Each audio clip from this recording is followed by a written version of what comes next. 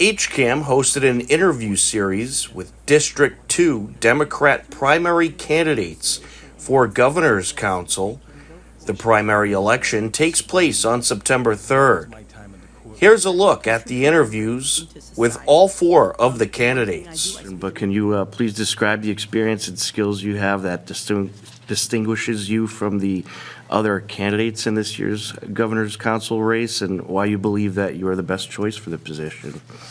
Yeah, thank you for that. It's always challenging. So it's true that none of the candidates have ever been on the Governor's Council, so none of us bring experience being counselors on that board. So I really think the question is how you're going to leverage your experiences. So as a lot of people know, I've had almost 20 years or about 20 years of civic experience in Hopkinton in appointed or elected roles. I have served on the select board twice. 3 of those 6 years I have been the chair on the select board. So I bring both an understanding of the legislative process and also executive leadership skills and comfort. I have a lot of comfort interacting, speaking publicly, but also interacting with people on that stage in a constructive and professional manner. My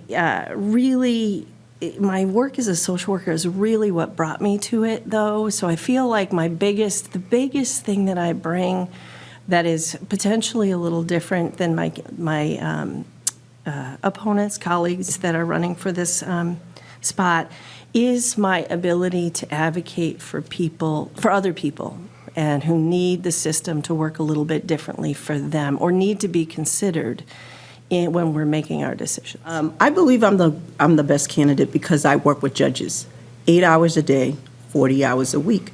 So that has given me the opportunity to see the good ones and the bad ones. And what I've learned is that it's a people's court, and we deserve to have the right person in council that understand what that person goes through when they're encountering with the criminal justice system, whether it's their first time or not.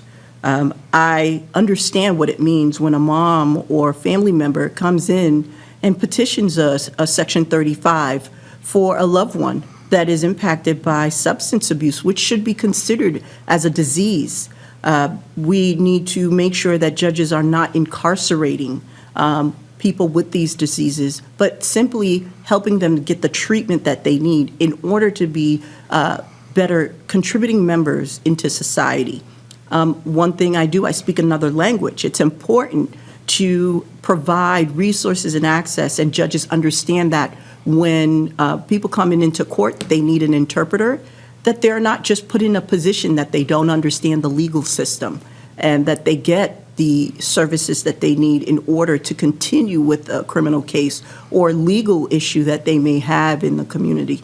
And also I work with the Assistant District Attorney's Office as well as police officers. These individuals make the courtroom go into business. They make the courtroom go round, and I am part of that as well. I have gained experience working as a victim witness advocate with the Suffolk County District Attorney's Office, where I help seniors that has been exploited financially by either a power of attorney or loved one or family friend.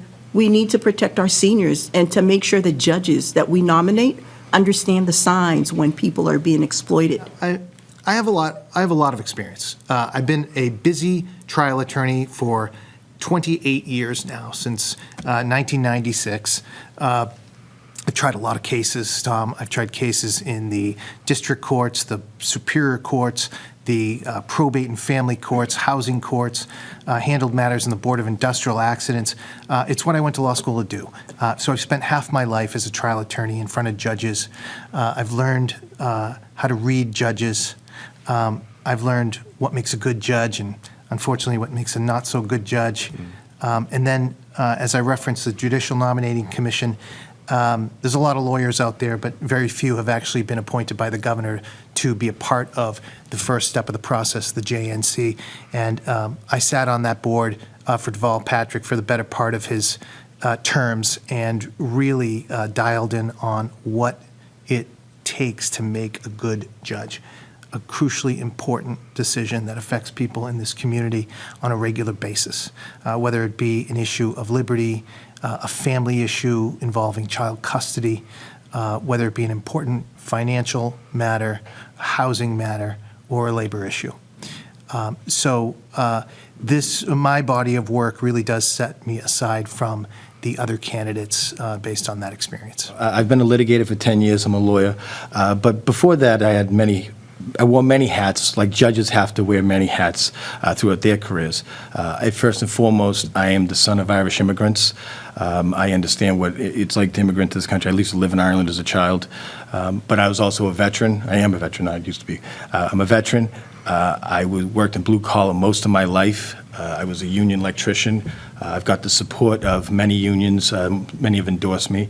And I think that my background, understanding what it's like to raise a family on a blue-collar salary, or the transition from military to civilian life, as well as my time in the courtroom, gives me the background to understand and evaluate good judges who are going to be well-rounded. You can view the full interviews with all 4 candidates airing on HCAM or at our YouTube page.